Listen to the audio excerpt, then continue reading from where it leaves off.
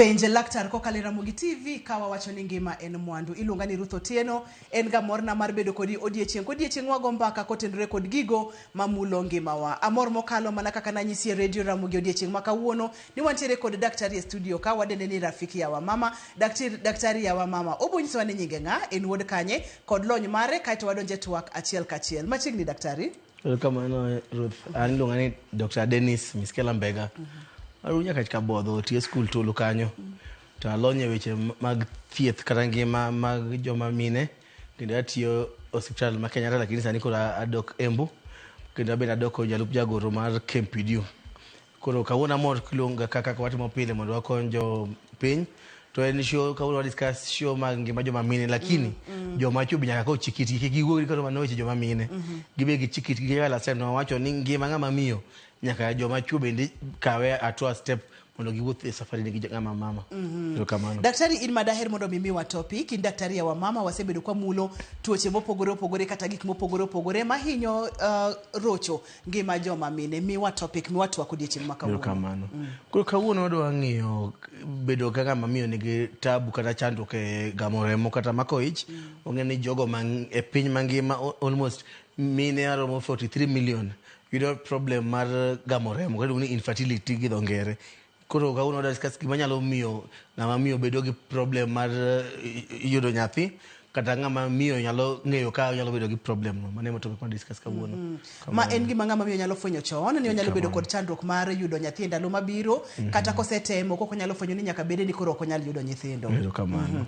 Nyakwara Ramogi Ajwan kamora mora ma intiere mano Dr. Miskela iwinjo wach ma wacho no ni wadwa ng'iyo chandruoge manyalo miyo ng'ama miyo ok yud nyathi mokwongo wabong'e ni reproductive system mar ng'ama miyo kaka chal kod tije gi ere mopogore kata wachako donje twak mos kaka wasudo wachako gi kanye. Kamano. Koro picha mora rito kanyo lakini adari mondo joma wuocho bedo ng'ama miyo ng'ama dichuo mondo ng'eni e wach mar yudo nyathi ka nyathi no kilo chuch dhano ni ng'ama dichuo gi ng'ama miyo nyaka riwre mondo nyathi oyudi.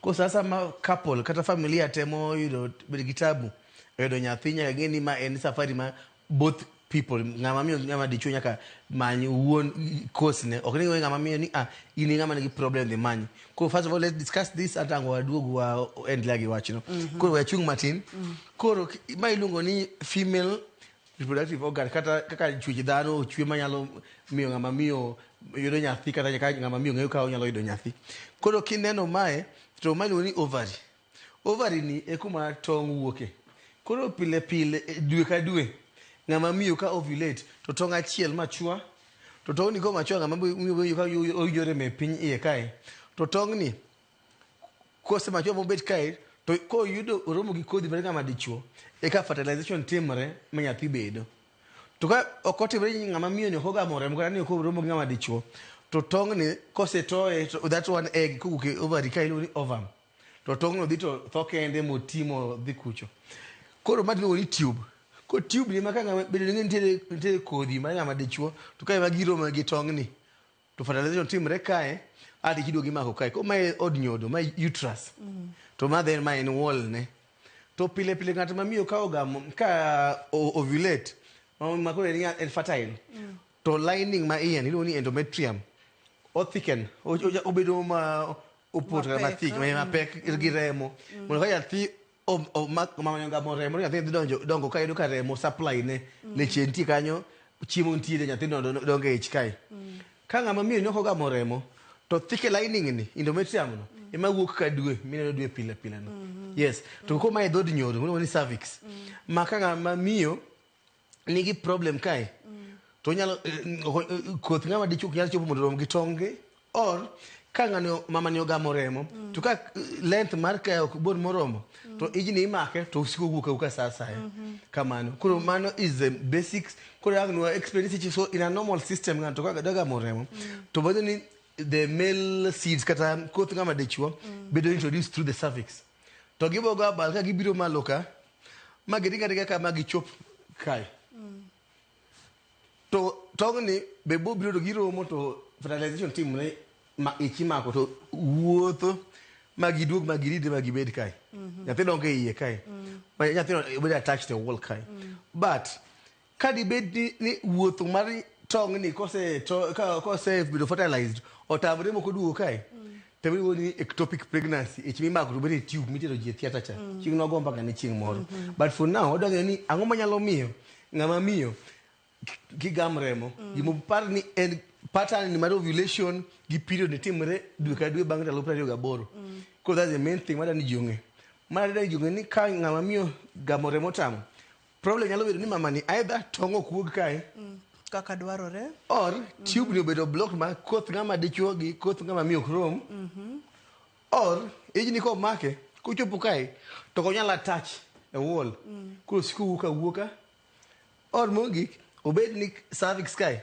odinre ma koth ngama dichuo chopi ko maga the three thing when you par entrance ka tube wall ka attachment tube ni gi ovulation ko wacha ko mbaka koro na page laktar ko kalira Ramogi TV ageno ni winjo wachno maber mokalo Dr. Miskela olere maber mokalo fuon ka fuona mar od nyodo kaka otiyo kod tich motiyo momiyo tongang no wuogi malu fallopian tube madhi mamake e ich kanyo kat kod gik manyalo timore mondo mikik mak ejni kapok wadonjo matuta nya daktari okipimna ni chandruok mar joma mine koso mako ich ni ongeny marom nade pachoka koro chandruok mar joma mine ifan kwa dacho ni joma mine ajo ni chandruok mar couples kata mag ngama dichuo gi dhako mako ich engima very common kiwacho ni joma mine to boy ni emana tabu mar joma mine to achiel kuom atawalo 30 a third of familia kata couples kubiro ni ogya yudo nyathi a third of 30% of the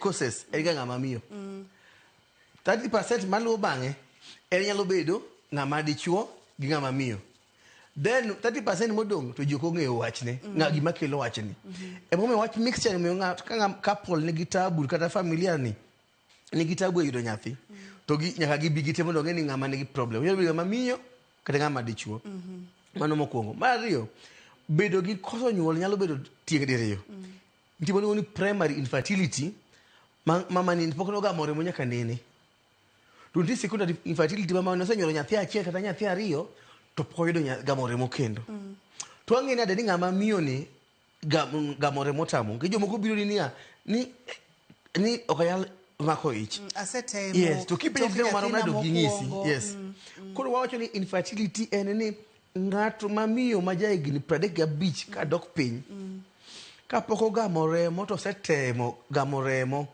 mar higa madhi achiel to a diagnose infertility to en wacho ni by temo gamoremo ko wacho ni ng'ato ni itiyo Nairobi to dhako ni Kaluo to ibiro dwe one weekend in a day tidok or you know ni regular intercourse we uromo almost every day yes so long as okay ni infertile ndalo mane do ni ng'ama miyo ke ni en fertile sate ng'ama miyo nyal mako sate sa matong ni uke ovulation ni mano kende window mangat ma nyalo gamore mukoro ke en day 14 waji kata maybe ovulate a kordwe tika onda la rio before and la rio after winjo that window ki koso ni no tuoni rusa Nairobi ka gibosi ni the next weekend dala to yacho ni atemo to tamre nyakubeni daka mora chill and you engage in regular intercourse kuka in after 35 below 35 years to go set of 1 year to actually there's a problem whatever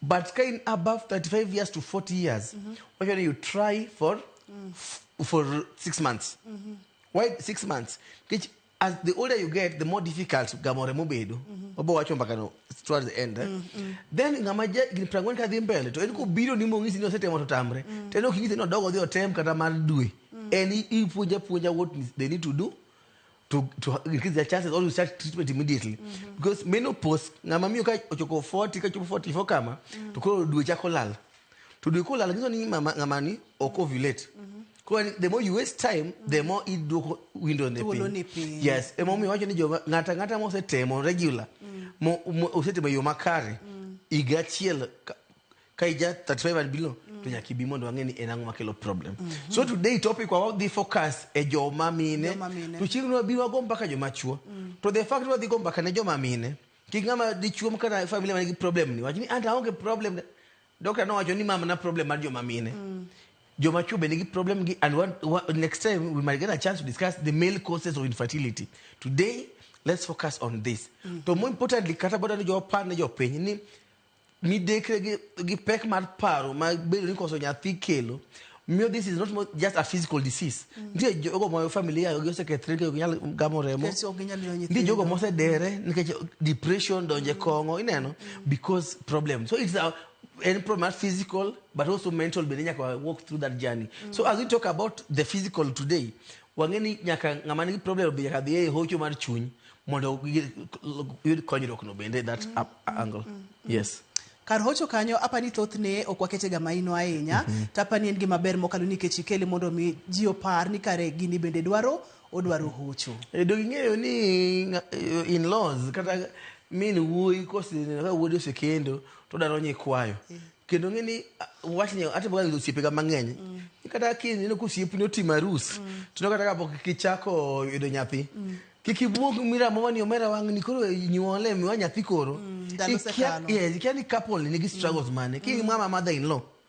Kikichako wacho ni wuode ni nyako ni okomo nyuol. Ikia struggle magego ni chon dal machon to dinyalo manyi ni owadu moro to ang dhi to konyi matin ogolo ni wich kuot no. To we have come away from that because of HIV and all those cultures we dropped them. Cool, it's something most families struggle with in silence. And kaka one people around such a couple, nyakwa protect from in-laws to friends. Kikidi rikiri kan ninja ga blast wadu sasa ukata kuyiwe ukata obodo ni umaribe wangu ni koro nyathini space ni. Nyathine ko beni tugo yes, kako. Because I told you ni tini secondary infertility manya nyathi osenyuola achiel to nyathi second bononge. Koro kata ni omera luwe uri nyathini oyude jatugo. And they're genuinely trying. So based on the causes we will discuss, jibongeyo what can cause it.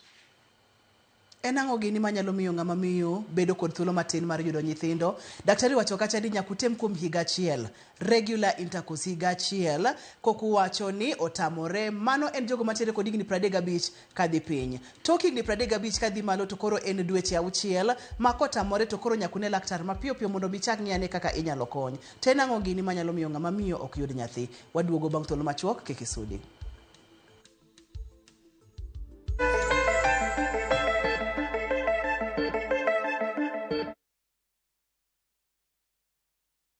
Jaza ndege tuende Diani. Fly to Diani this Christmas with View Travel's exclusive holiday deals in partnership with Fly ALS. Get ready for sun-soaked beaches, unforgettable experiences and unbeatable offers. Enjoy 6 days and 5 nights on your Diani getaway starting from 115,800 Kenya shillings per person sharing. What are you waiting for? Angukia festive deals at Diani na View Travel. Book now. Visit viewtravel.com or call and WhatsApp 0703 254 254.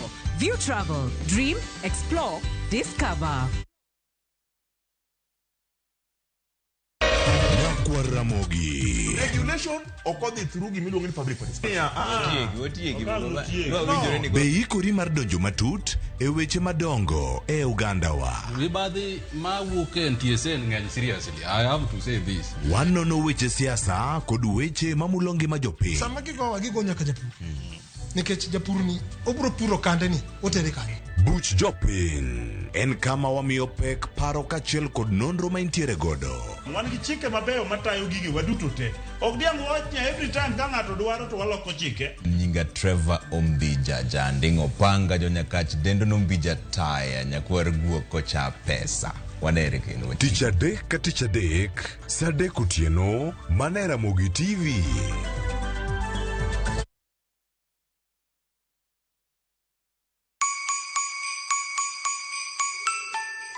This Christmas, Mama Soko Basket is making your holiday shopping easy, healthy, and super affordable with fresh veggies you love. And the best part, you get to select the items that you want in your basket. Onions 1 kg at only 59 shillings, skuma wiki at just 20 shillings, spinach at just 20 shillings. But that's not all. There are other amazing baskets on offer this Christmas, like Mama Mpenzi basket for all your festive essentials, Sherehe basket to get the party started, daily basket for all your daily lunch offers. Dial *487*5# and select your items and buy straight from your phone. You'll get a code sent to your phone, then pick up your fresh goodies from any Quick Mart supermarket near you. Super easy, fast, and so convenient.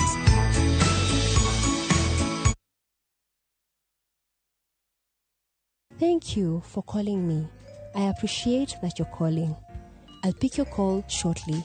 In case I don't pick your call, I'll reach out as soon as I can. Dial *811*496# to get "Thank you for calling me" as your skiza tune.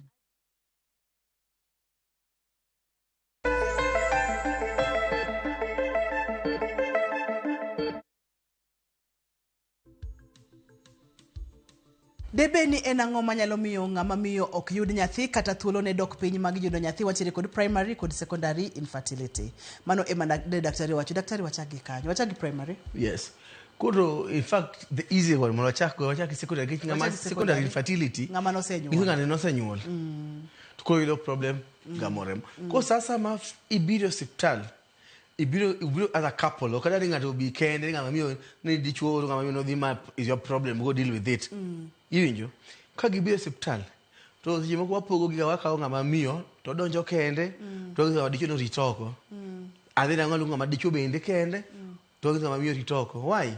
Because what people ni history taking ugo mbaka gi jatuo mondo ng'isi adieri manie chunye king'eni kelo ng'ato gi jawre kato jibo wuondre ibo mi story mok make sense kuma mani ko biro kende to dichuo ni onge to penye ni benite gamore mo nyaka ne nyuoli. Iwinjo kumbe binga mama no onyuol to no we nyathi dala or kata ne form 4 form 3 no golo ich ineno kugeni okuyalo wacho ka jamani winjo so you have to separate them. That's the first thing. Kungisi ni neno sega moremo to as a doctor you then she might not be the problem. Get test me team okano okalo do nyathi the expensive beginning walo matin go grani that keto test ni pimo both couples. Kuma mniko mwingine tu tena daktari hata nasema gamoremo nalo mokoma mana golo tingeni mama ni kanyalo gamoremo bas ikikete kando lungo dichuo ibi besega nyuol oko nyaka nini to zini hata nyathi na mwakini kik mama nge iwiyo tibungeni akara dichuo ni onge problem but sometimes maybe nyathi wana weni mareni mosego gokore ko tiaro ne jawre ni ana nyathi nyalo dhi omuoda kana mama jano luwo Kenya woman nyathi the only person who knows the father of a child is a mother. Yes. Ko kikija bichaki bogo mina otsari kinyo shore diko gigudi moro oko but the fact is that or why sure maybe about it we can say maybe he's not the problem and some men also riamboga and just for the sake of it because they feel threatened but anyway kise separate give me the true story tibo ngeo how to investigate. Sometimes pimo ngama dicho is easier and cheaper because the only thing what mwenga joma dicho and we need semen analysis waka okodi no to pimo wang'e ni kaka rangizo ni kodhi nyaka bal ma yedho god jama rom gi tong e tube kucho sperms go kodhi ko gin kodhi malongo to ok ginyal go abal no ko wuoth tamo gi kwamo mana piny ka to tong no ginyal biro marom kodgi kae ineno kana wacho ni kodhi no ko ket kae to nyaka wed kodhi mag abal kodhi ni motegno machopo kae marom gi tong ni makan kodhi manyap to wuodhi ni tame matong ni dhi ma kethre mafu kae ko wacha ko na analyze ni tong kodhi dichuo ni chal nade bas kwa said ni kodhi no en sawa is cheaper to nyalo wacho ni manokro sawa dichuo hiti kwachne for now hapa daktari kapo kwa suda inya kodhi manyalo bedo mayomyom okage kama wabo weyo dichieng machielo kwa nyo male infertility to kodhi nyalo bedo mayomyom es kodhi ngene onyalo bedo ni either shape ne kero awo nyalo wanyo pitch kodhi no mwana wadeka kodhi chalo ni shape ne wangyo numbers gigi numbers adiwa thickness mar semen chal nade is there any infection in it that's the analysis semen analysis ko working and everything is normal to watching ngama dichuo is okay ko wabiro ng'iyo ngama miyo to ngama miyo the first thing wang'iyo ganenia wacha koni wago picha ni kwa ng'iyo to wang'iyo tingni riyo dibolo ni fibroid eri ka no wall ni en muscular sibo odi mokuod mbele kaka buon motwere kai winjo fibroid ko mama nyalo gamo remo to kan attachment kama to ridalo dio nyathi odonge ni to fibroid ko di moketho kanyo ma tong lor mana piny ko picha nyaka rule out kan there is no fibroid mano is a ultrasound mano is a very very simple test what mogande marario and what we need hysteroscopy yeah monyalo biro to aketo in fact to make it easier wachak ni causes mag infertility ngama miyo en kaka ngoa kuka nacho ni entrance kae kadi be ndire gari lo mucus plug madino cervix kae mondo kik bacteria donje e uterus iwinjo koro mama ni kose confirm ni en onge gi family planning mora to ibiro ting'iyo ni mucus no you test for it. Is it ochalnade? Is it thick and all that? Kai mama ni ovulate, the mucus should become light enough to allow the sperms to penetrate kodio kadi. To ka en mucus no ko change na thick or dino kanya mo block. To might be a problem. Mano 1. 2, any kind of immune infection. Two ka do ibagi nyege. Binyalo kedo white cells ka ibigi bacteria mang'eny man nego sperms no. Dumanya no problem. Mara deke ni kai fibroid nyalo bet ni ging'eny kama tongo nyalo attach or gi ng'eny magidino kata mana there's no passage magi pongo yodo. Yes. Mara deke ni ngama miyo nyalo bet ni no bedo gi infection kata mana tuberculosis waseneno mang'eny TB kata mana gi tuo mag nyegi mano biro mokadho moyudo infection e uterus kae modugo moyudo ni salpingitis ma fano pia tube moyudo infection kabisa ma kodhi ochango ni to odire oloso ska oloso mbala ma tube ni odhi odinde ko to ongi kodhi ni okyal romo kae wana ng'wen yalo bedo ni mama ni en onyalo bedo ni ok ovulate mama ni ok ne dwe either lasema nagomba kama dwe makare ka dwe biro less than 21 days kata ko kadho 35 days kata ka ikadho ndalo moko kine dwe manzo ni you're not ovulating get tongo ni ko kae makelo that hormonal variation makelo mondo remo ni wuoge dwe koro period ga are irregular then maybe mama ni ok ne dwe mapile so that might be the case ni ok ovulate or endometriosis ma inner lining mar uterus ni could be a chujnya maybe part of it no work more do pelvic region kai could every month kama mani didwe to e kai to griloso scars to scars ginyalo loso additions this mako ginto yuayo madin or the chemical reaction ma that inflammation ma that tissue ko kai kelo chemical ma kech maka ovulate to sperm no biro kai to chemical nego sperms go nego kodigo ineno kuro those are some of the reasons when you look at this problem no ovulation or jomoko inano ka kelo tong ma bogu ma poko tegno ovulate ege polycystic ovarian disease ma toge go buk mang'eny to onge mama chua enough mondo olofnyati kuro ki go picha tino ka tongo opongo kai lakini machopo kai tonge ayo mamine moko be chopo gino ni premature ovarian failure ma tonge gi no dhi modhi orumo prematurely jomoko ido ka in their 30s or early 40s ma tonge go en kuro okogol tong koro so did it mo tumana gi test go o test no en picha no bungis ka en cysts go ndi picha mo introduce dye waka o dye ilo HSG hysterosalpingogram iketo dye kae to origo kende mo bimo pukre kae so chimo pukre no tigo picha gi x-ray en dye mo ma x-ray ka de ko chalo white ko kigo picha ka x-ray tino ka koni dye odhi orem gi kae to koni dye ni odhi mupukre kocha tibo ngeni tube koni odinre to koni at least ber or kino ka dye ni ko pukre both sides ngani mama ni you blockage both sides and tuberculosis are very common cause mar this blockage so kwa go picha mano ni mama ni there's this spill over dye ni pukre ma both sides because you only need one side of the tube to work found that until mine magara mo se team negi ectopic ma ko ichkae mo ngad kae they can still get pregnant with that other side yes because the other no chuo gi chwech diriyo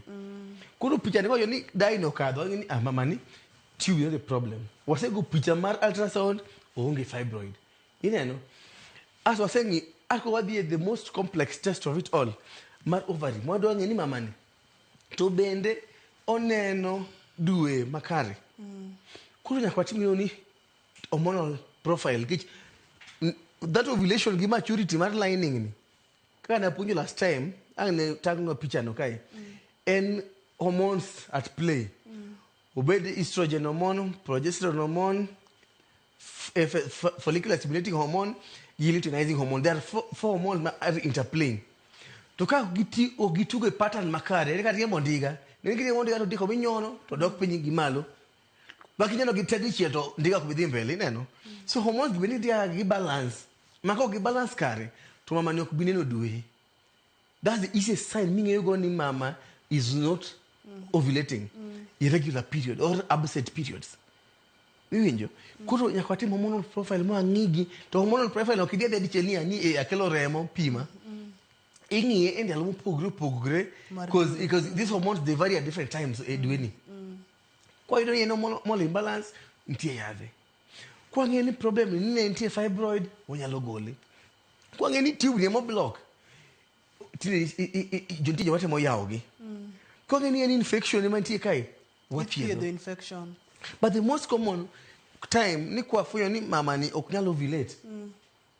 Kwa treat that hormonal therapy. Wanyalo keto matong guogi. To kwa timo test ni mama ni kare tongu guogi kabisa ni en tonge geno rumo ten. Higa mami ko chako dhi dwe at age 14 odonge tonge 400. To dwe ka dwe tongu guogi. Ko tonge gelo rumo prematurely. Ko munyalo dhi tingi watimo surrogacy wadhi wanisi ni we watema nena wakwa kala nyaminu moro mi tong mondo wakonyi godo. But before I get there, ka tube ni oblock. Ko wangeni koth ngama dichuo ok biro mo gi koth ngama miyo. So what do? Wakao tong ni to harvest. Iwinjo? To wakao koth ngama dichuo to wadhi to fertilize oko IVF. To wakao gi fertilize wakao to aketo to implant kai. Ko wa bypass oginyal romo kai we giromo oko e lab. Ko dikikete a test tube. Yes, ko dikikete kai. Iwinjo? Moro be seche moko ng'ani maybe problem en mana mar ni sperms kata koth ngama dichuo ko tegno.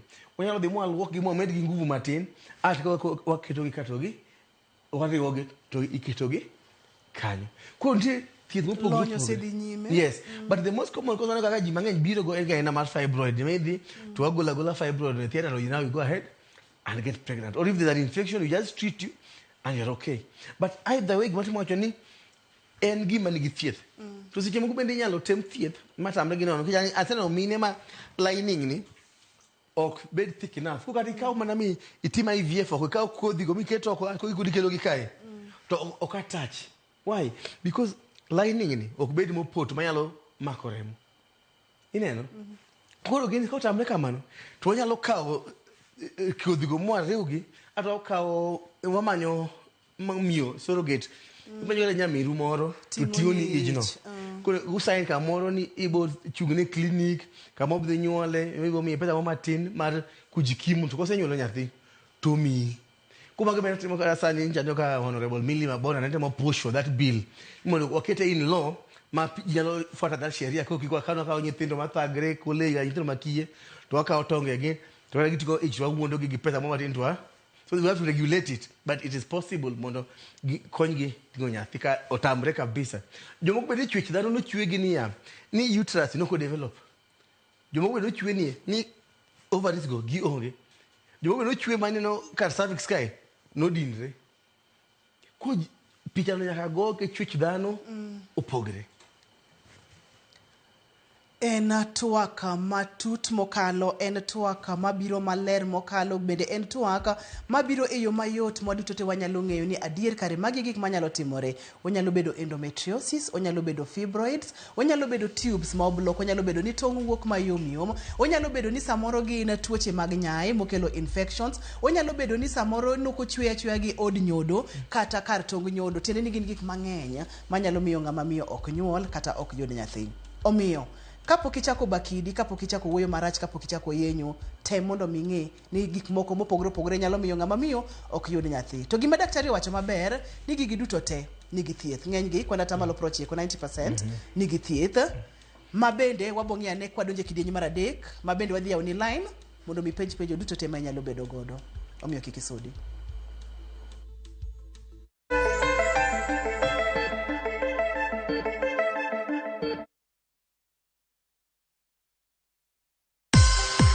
Akamba mwaseo asisi Safaricom sambaza furaha caravan sasa inaingia ukambani. Ni tarehe 9, 10 na 11 Disemba ambapo utapata kujumuika na watangazaji wa Musi FM na Radio Citizen, Bishop Kabwele Junior, Master Mulae, Mwenge na Christine Ndanu Kadot. Kutoka Radio Citizen tutakuwa naye Vincent Atea, Munai General, Tina Ogal, Willy M. Tuva, QT na Mwala. Tarehe 11 msafara wa Safaricom Sambaza Furaha Caravan utaanzia Salama, Sultan, Emali, Masimba, Kiboko, Makendo, Keundwane, Kibwezi na kumalizia Mutito Andei. Tutakuwa na zawadi kama vile mbuzi, kuku, simu na ofa speciali kutoka Safaricom pamoja na burudani kutoka kwa msanii Bosi ya Ungu Andalani Boys Band na DJ Single. Usikose shamra za Safaricom Sambaza Furaha Caravan kwa ushirikiano na Royal Media Services. Familia yote come through Kristo kwani? Chaos. Hichi imeisha tena. Si unaona. Watu wanakula sana na hawashibi. Mimi ni Njeri, jirani wa Auntie Beatrice. Lazima kuna wageni huku umepangia. Nguo chafu zinaongezeka tu. Hakuna kupumzika maze. We are hungry. Don't worry, we've got you. Enjoy festive season offers on a whole range of Kappa products.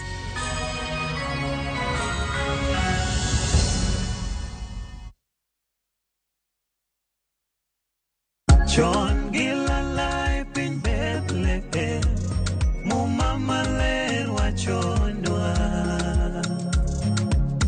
Word Maria Yesu Christo, no Nyuol, Chen Christmas. Mondo mi yud wenda mar Word Mary kaka sikiza tune mari idio *812 *784#. Parie ni Ramogi TV eod jothumbe duto.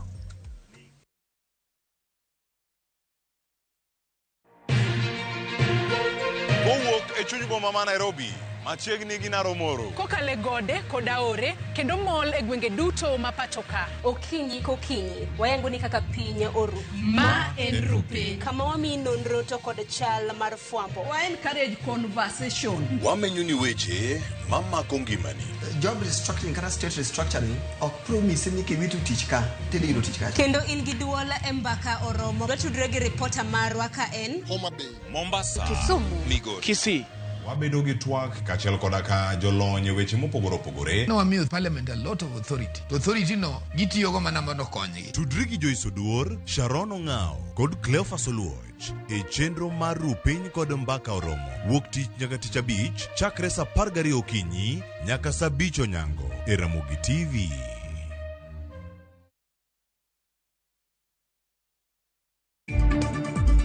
It is indeed our place as a country to work together. It is the reason why I am working with the former Prime Minister. It is the reason why I have reached out to the former President. Jatend piny William Ruto olero gimomiyo omanyo jatend piny machon Uhuru Kenyatta.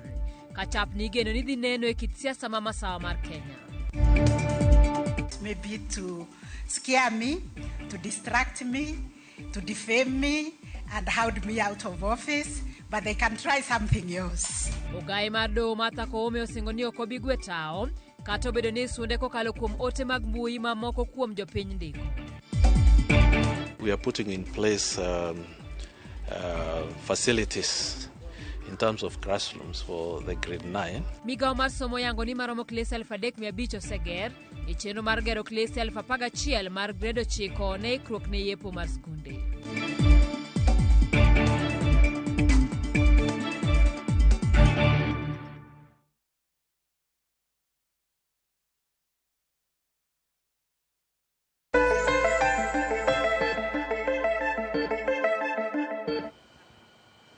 Seche ma ng'ama miyo dwaro nyathi to setemo kuom higa achiel manomiyo mantiere kod higni 35 kadhi piny ber koneno laktar. Higni 35 kadhi malo ber kineno laktar mapiyo piyo. Seche ma ng'ato biro iri daktari waseneno gigo manyalo miyo ng'ama miyo ok yud nyathi. Itimo diagnosis nango. Namba 1 iwachonwa kata wach mar ink kata dye ma iolo kaito ko spill over kata ko spill over bro nyiso. Ango gini kendo ma utimo. Na wanyalo timo test man on hormonal profile kana ngizo jopiny kae. Nino lining mana siemo na ji mar uterus ni kore picha ni. Ma kore od nyodo. Yes, ma kore od nyodo ma lining cha. Ko lining ni eni de njoma mine ogenga ni kalenda gi chalnade due chalnade. Ko de zero kai mai ido chini ineno period. Mose mama ni nokoga moremo ko to chano dhimo fuo ma thikeni mano chakre cha ido ko wuok ka due.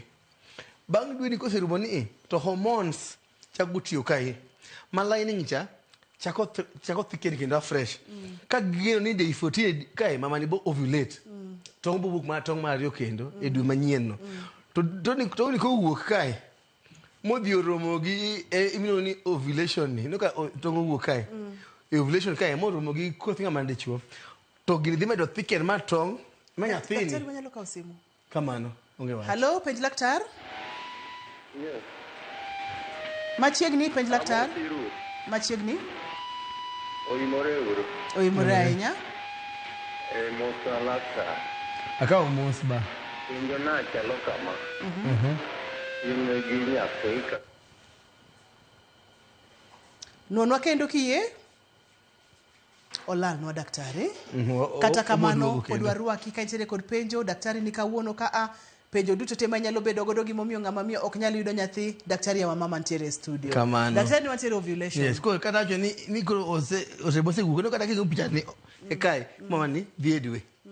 To koro ka dwe oseruok to gine chako thicker kendo fresh ovulate o koth dichuo gi koth ng'ama miyo oromo kai ko gine ose thicker ma to nyathi chako dongo ma attach kai. Cause hormone gi ka thicker ng'o timre maber icho ok nyal bedo seche moko. Ineno mama ni koko kama remo to whatever is thickening here odhi bedo shade off kendo fresh a period at the end of the month. Mine is 28 days jomoko kipo 35 days. Kukazo 35 days there's a problem. Kubedo shorter than 21 days there's a problem. So one yoga hormones so this pattern this interplay and hormones ematiyo kai. Kodinyo kaka for example kai monotongni o mature mochop kama ntie follicle stimulating hormone mingi. Ineno monotongni ogamre mama tongno beda touch kai progesterone hormone gintie kai. So there are various hormones mabedo eden ngama miyo mondo ichobedi. Kuya kwa that profile. Kwa se confirm ni mama ni usego picha medo ni mama no chwe ni en uterus en gi ovary en gi kila kitu. Gintie jo bedi mano chwech dhano in oko ngama miyo lakini in organs gima iye to ngama dicho. Kayo jogo magath and all those things. Yeah, so based on the test the picture oboge ni problem ni kanye to you do the right treatment. Kaya ntibo mwedo block to try to unblock it. Ko tamre to we do IVF. Yena ka usimu moro ka pokolalna. Penj laktar hello. Hello. Machiegni. Rusuria nadi. Wario maber machiegni. Mosna daktari an Frederick mano jagwenya. Machiegni Frederick. Mosi. I have a problem the first born Mara. Tani am 27 years. Manyako. Men the problem mar fibroids not a related to much not more than 17,000. Mane chungore mono for 3 months. Kare mono du october mono quote but lete koracham bute koracham. Oro ginosricha ndema tani to di continue di mapeka ta kolokole ni mang'eny to covid to bute kanyo quote mane konyo nang. Yes, kawuono Frederick homeboy or discuss magi infertility but currently surgery mano biro gi complications mano inyalo dok e hospital no gi sata ma ngato dhi e pala inyalo bedo gi any complication but ber kidok e clinic no mi ngiso daktari mano nene no ni nitie problem no wuok mondo lose kiki beda beda ni chandi gi dala gi ruecho gi yedhe mi amonya gi to boke dok mondo nge problem mondo bed corrected so it's very good for him to go back to the clinic and see the doctor. Kamano. Nikech jagni 27 entiere kod geno no bedo kod nyithindo ndalo mabiro to nitie gimoko ma kokony kapok odhi anya to nyalo bedo maber mokalo. Ngama miyo ngama ndalo ne kadho. Ko the longer you wait the more things might become complicated. Ko onego bi mapio on daktari mano othiedhe no. Kata odhi in other gynecologist mondo konye. Kata bede in ja home am jo kolongi ni jagwengi. Yes, wacho ni mano jagwengi anamo ka ujo duonde wodala. Kamano. Ero kamano ahinya. Wabo weyo kaka inyalo yudo daktari kata kamano penjo duto te pod warwako wang'eyo ka anini tiere test minyalo tim ing'eyo hormones gi kaka chal tiere hormones mang'eny manyalo miyo ng'ama miyo gamore motiere tuoche mopogore ma daktari niwacho bende ni ithiedho magi duto te kotime seche mowinjore to ng'ama miyo nego bed ni yudo nyathi. In fact jomoko bino kazi ng'ata kata obiro ni oko yud nyathi to kipenje be kode mbaka to kata en gi family planning to we no will go maybe no keto coil ma we no will go kata no keto coil Koro joma mi kigo picha koro kiro ni mama ni kana oketo coil to wiye mano wilgo. Bina seno jogo mosi tiyo gi family planning moko. Kuwi daktari na tiyo gi family planning na se golo to gamore motamre. To maybe osetimo mana maybe for 3 months or just for 6 months. To ni under 35 we try regular 1 year. In fact kigo mbaka ukidhi wigi ja hocho and all that counseling kada kigo neno daktari. Kwa tiba sexual and reproductive history mari. To bonge ni maybe okuda kata same ineno jomo ko bedo usipri mo holini bana dia netema ko kacha maybe mama ni manigi problem koro based on just story tu mna kwa penjere wabiro ngeyo problem ntiere so kijibe dinga to ketegi madho yedhi nyaluo muonye gi yedhi moko kese ko bende kata ka hormones ga regular sometimes you kata mi yedhi moko ma regulate those hormones to dito konyi to ndije menane ka kanti jogo mokolonye weche mag thieth gi properly kare ka ro di chemist kata odhi oneno me my knowledge ma very deep mana ke dine ma clinical officer ko bi konyi nyaka ne gynecologist daktari ya yes mama ko kidhi neno maybe clinical officer moro bi ma oya clinic moro e chiruka yemo di wuondi to ndije yedhe moko ma induce ovulation ma ro dito ka to muonyo yath to kelo problem anyalo ka simu yes ka simu hello penj laktar hello machiegni penj laktar iwuoyo kod Asumta kawuok e dala Nyabondo machiegni apenjo ni en ang'o makelo medruok mar nyuol ma kidhi nyuol kiwacho ni ibinori to option ma gikawo next en operation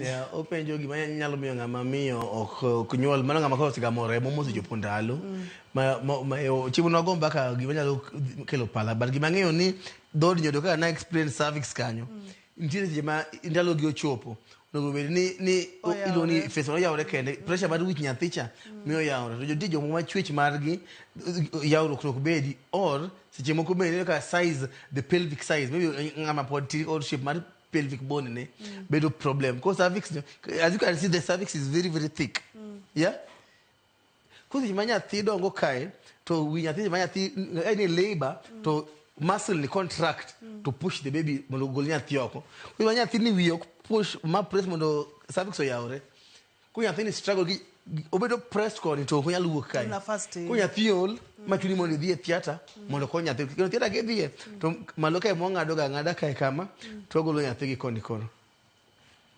iwache mayoti yawa maloke mwanga ndagana kama tuwagolo nyathi antiere kod penjo moro ka daktari penjo ni wacho kata ani entiere kod higa chiel gi nus nyaka nogol family planning poko yudo nyathi kano dhi e hospital no wachne ni entiere kod ovarian cyst ama inyalo konye nango seche moko kidhi to kineno ng'ano molonye wach thieth onyalo ng'isi ni ovarian cyst mamiyo kichiko ng'ano manyo na excuse mora mora go i picha ovarian cyst achiel ok nyal kelo problem ailano because ovarian cyst simply means nitie tong' moro mano wuok to no kani ovulate kae to no kodhi mo wuok no ng'ano ku kuot kae just like a bubble to only simple ovarian cyst eno ko nyalo kelo infertility gima kelo infertility and there are so many multiple of them makoro tamo anyone achiel kuom mondo machua ineno to sijuko watch polycystic ovarian no anga ka jono only PCOS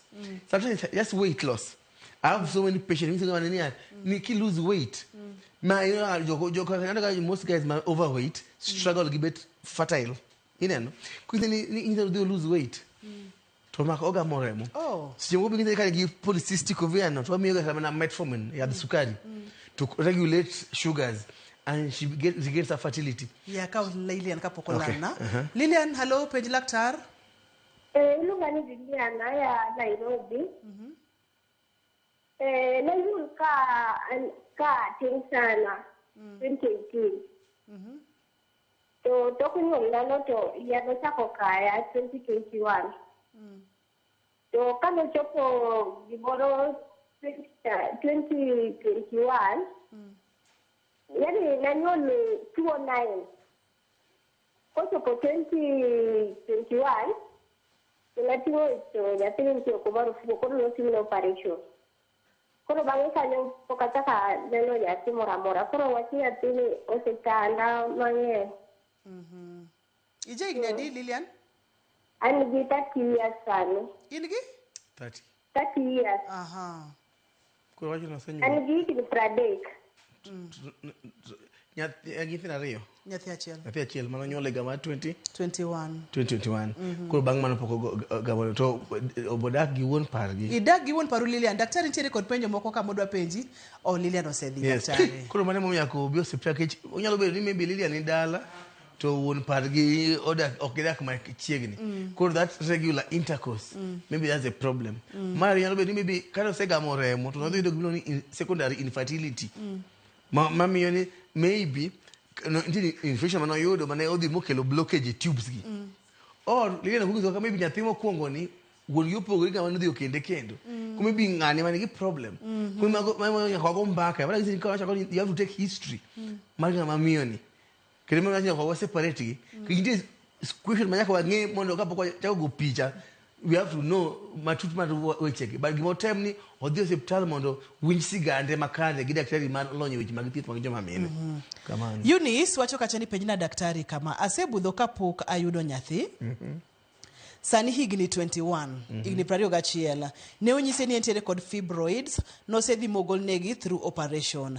Nyaka ne golne osetieko 2 years, osemako ich to wuok diriyo. Koro sani shida ma an go en ma. Ni dweni ne onego odhi malo tarik 7 to ne ok oneno. Kochopo tarik 9 to neno remo dichiel.